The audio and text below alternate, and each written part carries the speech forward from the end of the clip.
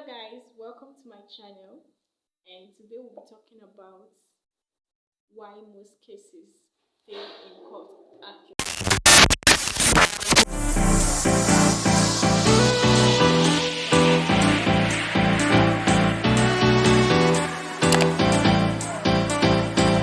Hey guys, welcome to my channel, and today we're going to be talking about, before then we'll just take a bottle of water, now pour it. Oh my god, I put it on my body. Oh my god. So guys, it's on my body. Cheers.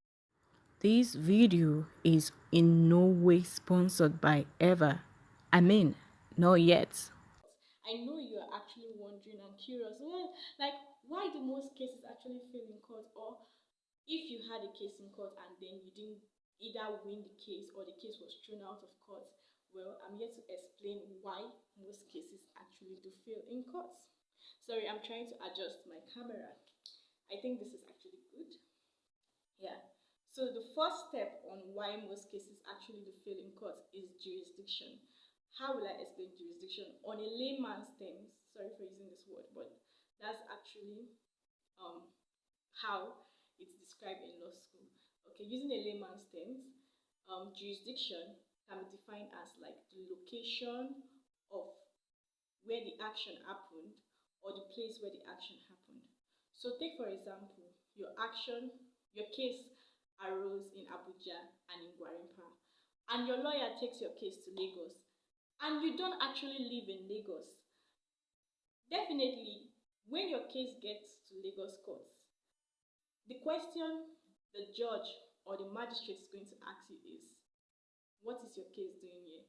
Those are even magistrates and judges that are actually good.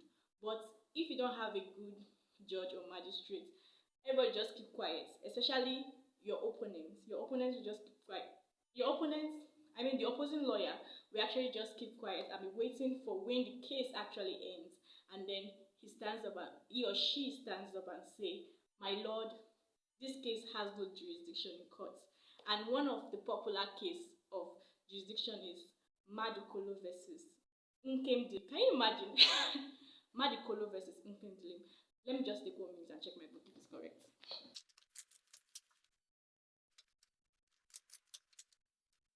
One of the popular cases on jurisdiction is the most celebrated case, the case of Madukolo versus Nkemdi. So jurisdiction is very important in a case. So I'm actually talking about Nigeria. The next is actually the fact of the case. And when we talk about fact of a case, do you have a case? Do you really have a case? Or do you really have a reason why you're going to court? So when we talk about fact of the case, you don't just bring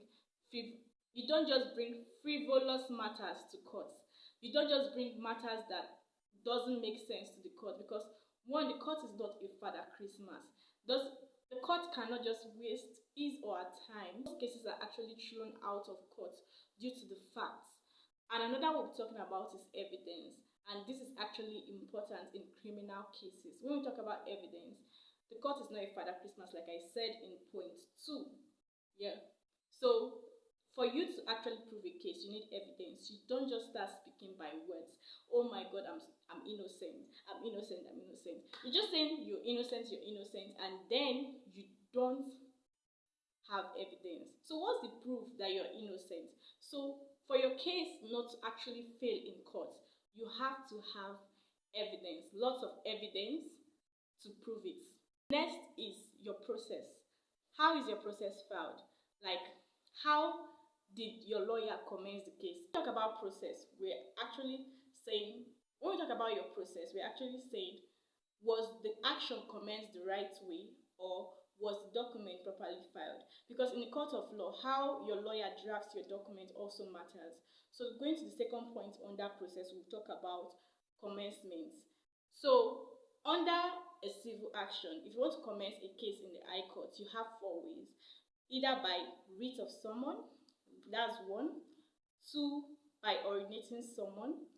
3, you have by petition, and by originate and by originate and by originating application or motion. So those are the 4 ways to file a case, a civil action in the High Court. So take for example, marriage cases are usually filed by petition. So then your lawyer now decides to file this case by writ of summons. This is actually wrong, because when your lawyer actually gets to court, they're going to ask the lawyer, like, sorry, how was this case? No, if you have a nice judge or magistrate, let me repeat myself again. If you have a nice judge or magistrate, the nice judge or magistrate may be like, why is a case which is supposed to be filed by petition filed by writ of summons? So common mistakes like that could actually make your case fail in court. Disclaimer, I'm actually not a judge nor a magistrate. I'm just a lawyer, and there are other reasons. I'm just trying to treat this topic from the point of a lawyer. So these are like the 4 points I've given. So the last point is your lawyer. Your lawyer has the ability to make or mine your case. So if you have a good lawyer, you can actually make your case be top notch, or make you have a case even when you don't have a case. So guys, that will be all, and thank you for watching.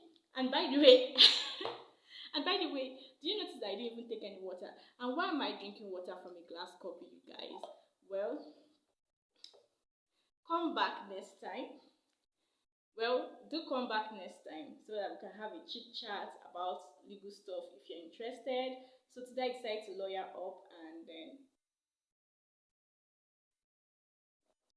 actually guys, I usually don't drink water from glass cup. Let me not lie to you guys. So guys, do subscribe to my channel, share, like, and comment if you like this section. I think I also like this section. So bye for now guys.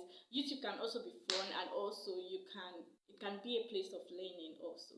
So do subscribe, like, share, and comment next time on my channel. Yeah, God bless you.